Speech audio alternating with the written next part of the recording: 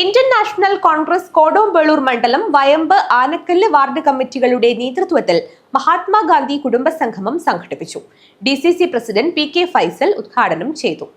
Indian national Congress Kodombelur മണ്ഡലം വയമ്പ് Anakkallu ward കമ്മിറ്റിയുടെ നേതൃത്വത്തിൽ മഹാത്മാഗാന്ധി കുടുംബസംഗമവും ആദരിക്കൽ ചടങ്ങും സംഘടിപ്പിച്ചു. DCC president P K Faisal ഉദ്ഘാടനം ചെയ്തു.